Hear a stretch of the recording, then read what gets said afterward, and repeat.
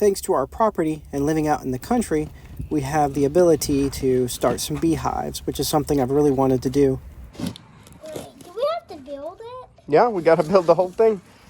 Why? After ordering the hive, the first step is to put the thing together, which was a big project for all of us. They're the what? The honey goes in these. Okay. Dad, why is there a black one too? What are the black ones for? Those are for the brood part. What's the brood? So you want to hammer one time here and one time here. So bang and then bang. You got it.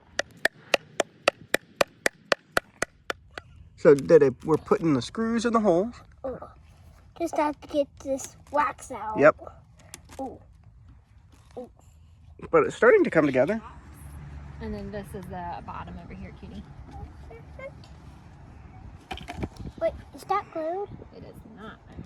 That's the one where I had to change it out. So here, this on this one. In case there's some bees that don't feel like they want to squeeze down.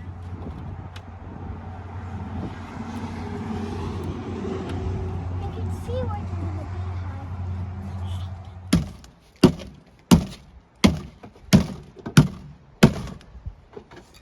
Next step in the beehive adventure is picking a place to put it.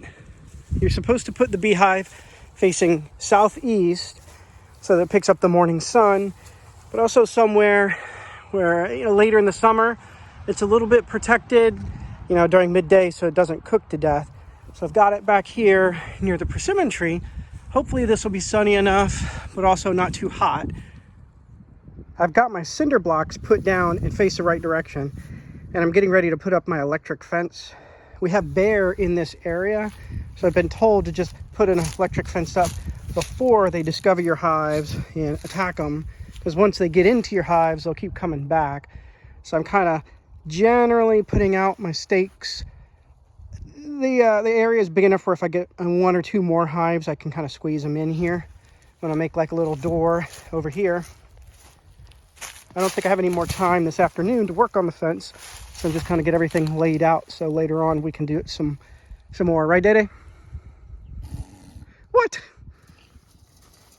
We're getting our wire run. This is going to be semi-temporary fence, so it doesn't have to be perfect. And it'll be nice because I can move it easily when I get the hive area expanded a little bit. And Davis is using our stick and wire to get everything done for us. You're going around the top.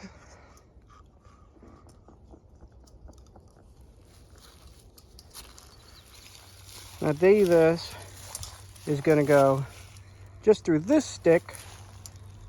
He's pulling it tight. He's going through the little latch. And we go around the top. And the way this works is this whole stick will be my door.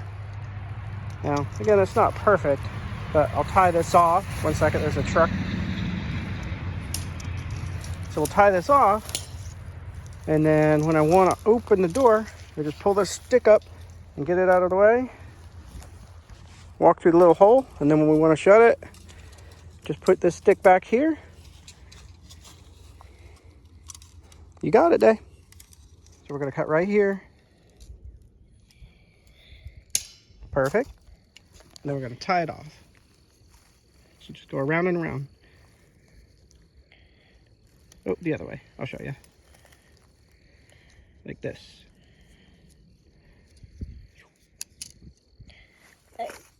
There we go. Perfect. So we're gonna do the second row here. So just like before, gonna feed it through whatever these attachments are called. Give it a loop. And then spin it around here. All right, we're working on going around the pole for the second strand. Good.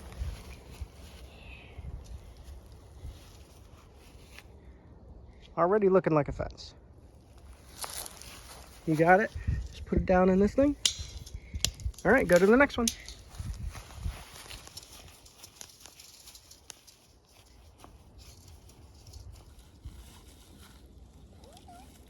There you go. So that is how we open the fence. And how do we close it?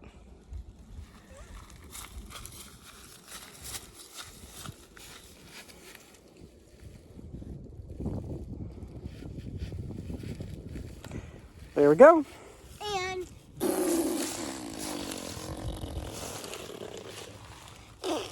Camera is having a little bit of trouble focusing, but I attached these 3 pins, 1 to each wire. And this allows me to run a wire that connects each strand.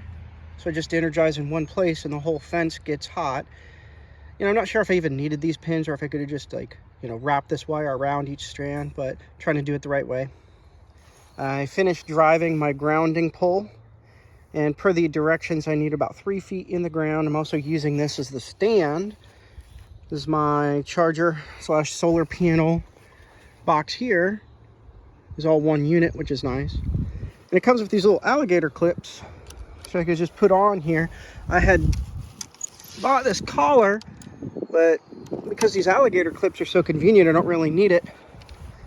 Then you just take this piece and attach it here, and I've energized all 3 strands.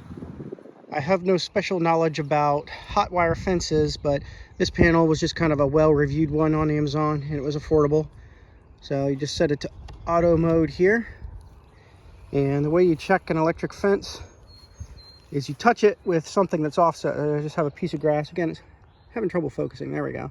You just have to take my word on it if this works. Now, I can feel it zapping me here.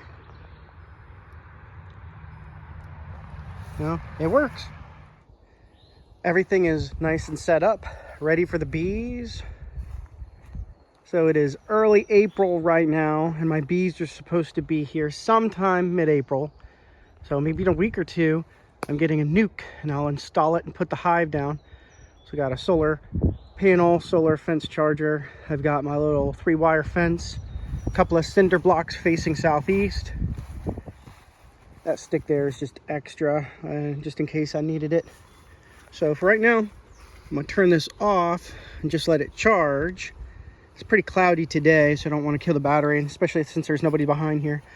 This is pretty clever though, because it's actually got a little DC charger. So if I've got a run of cloudy days, I could actually just pull this thing off, take it to the house, and charge it overnight, so that I make sure the battery is nice and topped off.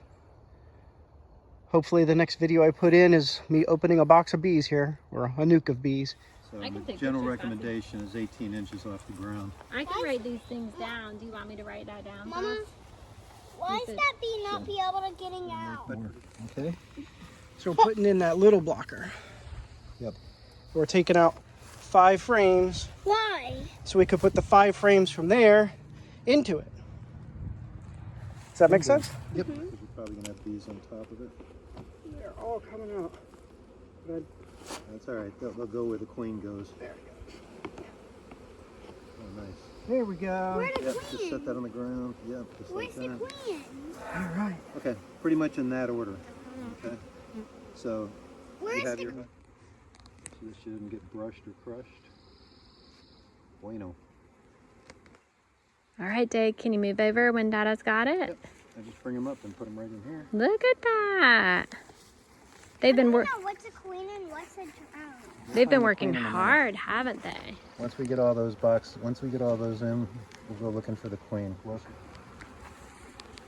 we got brood coming up on this There's side a drone. there. Look at that. So what we're looking for.